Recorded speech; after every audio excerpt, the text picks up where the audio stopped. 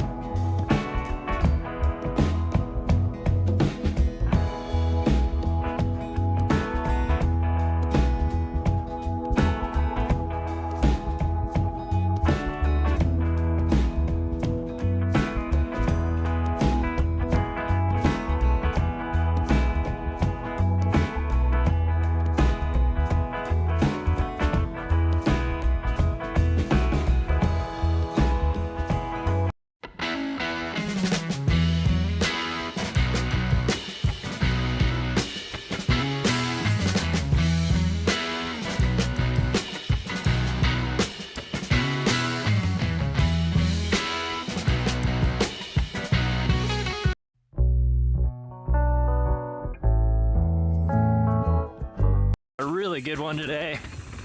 Got the Evil offering. No longer will we wait for a new Evil, we have one. I have one right underneath me right now. Yeah, this is the new Evil offering. They're making it kind of travel adjustable, build kit adjustable. So I already rode a version with a 160 millimeter Lyric fork, and then past few rides I've been riding the 170 millimeter Zeb fork with a RockShox Vivid rear shock. So basically you're investing in multiple possible, build packages off one frame. I don't have all the details on it, but go to size write-up and he should have all the technical details. However, I did ride the smaller version with a Super Deluxe on the rear, 160 millimeter fork, and then this version with 170 millimeter Zeb, 150 millimeter RockShox Vivid, one of my favorite rear shocks. And yeah, both builds have been so exciting. There's just so many bike frames floating out there, and they're just bolting these same components together in different ways, and yet this Evil just feels so distinctly Evil. It is crazy. So I'd say the biggest update right off the bat is you have just a really proper modern C-tube angle. Even in the low bottom bracket setting where I'm parked out with the 170 fork, the C-tube angle is 77.7. So just shy of 78 with a bigger fork on the bike. So, and the felt position is just, it's very upright, which is so cool to have that familiar Evil feel, that mid-stroke support, that anti-squat in a much more modern seated position. Definitely makes a big difference. Just like bringing this bike into the modern world. I just rode the Reckoning not that long ago, but you get on this bike and it's just like, okay, this is what a modern Evil feels like. And along that same vein, they extended the chainstay. The old one used to be like 432, I believe. This one's 437. So certainly in the climbing and stability department, you're getting a little bit longer wheelbase, your weight a little bit further forward. But yeah, certainly from the climbing side of things, it's just got this nice kind of darty, agile feel on climbs. And now it just feels like an even more balanced version of the kind of typical Evil feel. This bike's got a 475 millimeter reach in the size large that I'm on, which for me just feels perfect. Find that 470 to 480 range just to feel really nice for my size. And yeah, this bike just feels very natural, not too stretched out, just a good feeling size. With the RockShox suspension, climbing, descending, the initial stroke is very nice and buttery. A huge fan of the components on this bike. You got Eagle 90 cable actuated shifting, which is just so good. When you consider the size of this bike, you're getting into the 170 millimeter fork game. It does just feel like a fairly agile, lightweight climber. I mean, you have a little bit less rear suspension to contend with, but I really like the Lyric Super Deluxe build out of this bike. Certainly a little bit more darty and precise feeling, but it's also amazing just how this Zeb Vivid version is just totally scoots you up the mountain too. Man, yeah, it's just a fantastic feeling climber. Great place to be in the saddle. I don't like this WTB seat that they spec on these bikes. Maybe they have like a huge box they have to get through. I don't know the story. I could definitely leave the saddle, but everything else is just a very nice place to be. All right, dropping in here. I also rode the same trail with the smaller bike setup. Bike felt super precise. Yeah, in this mode, the bike is like way more forgiving. It really goes to show just how much some fork travel, a little relaxed head angle can do. This bike is very like slinky, playful, gives you a lot of like pump return sensation. It's got that just classic evil feel, and then I suppose this version just sits somewhere between the Offering and the Reckoning. Yeah. Oh man, that Vivid is so composed. I love that. Got some really good trail conditions again, and I'm not sure there's a bike I would rather be on right now. This is super fun. Yeah, it doesn't feel on those big berms like I have too much wheelbase to deal with, which is a nice feeling. Just feels like this bike can be tucked into corners. They're not just getting you where you want to go by just multiplying the wheelbase. Big puddle hogging my line today. It's honestly it's a really cool Galby setup with the 170 fork, 150 rear. Oh man, yeah, I just love preloading into this bike. You get a lot of return, especially with the much more free RockShox damping. It's really nice. Yeah, you can pop this bike pretty hard.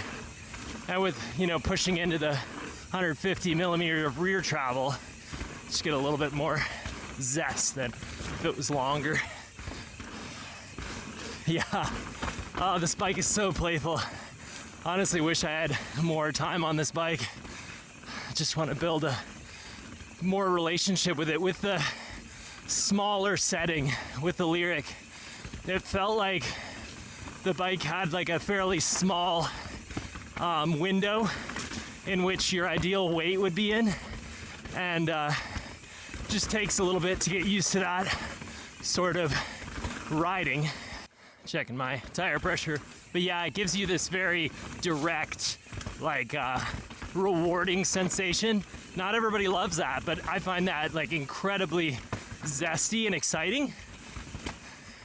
But however, in this longer travel setting, everything is much more chilled out. That pocket that you can hang out in is bigger, and then you get the added bonus of this long travel bike being super agile and just tight. Try to manual that puddle. This bike is still like, it's got that easy to manual, like evil quality to it, even with a slightly longer chainstay than what they used to come with. Woods are pretty dark here, so you'll just have to bear with me. Yeah, I find this bike just has kind of like this Porsche style feel to it, where it just feels like very flirty with the edge at times, especially I think the smaller suspension package, when I got time on that, it was quite a bit drier conditions, and today is just like perfect hero dirt, and the bike just feels playful, but also like I have a fairly good window to pump the bike around in. But it's just a really rewarding bike to pump, pull for jumps, slash the rear end around.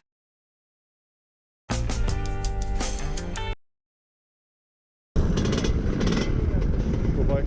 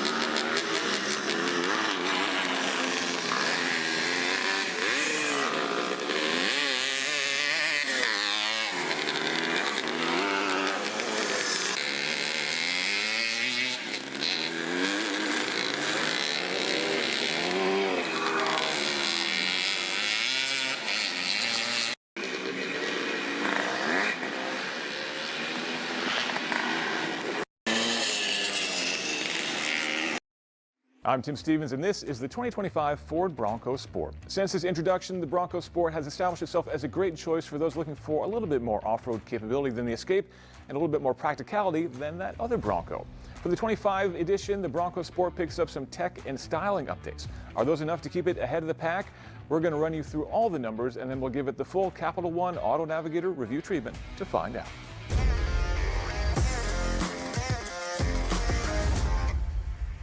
Under the hood, we have a 1.5-liter turbocharged 3-cylinder engine that makes 180 horsepower and 200 pound-feet of torque. It's connected to an 8-speed automatic transmission with all-wheel drive. In the city, you can expect 25 miles per gallon, 30 mpg on the highway, and 27 mpg combined.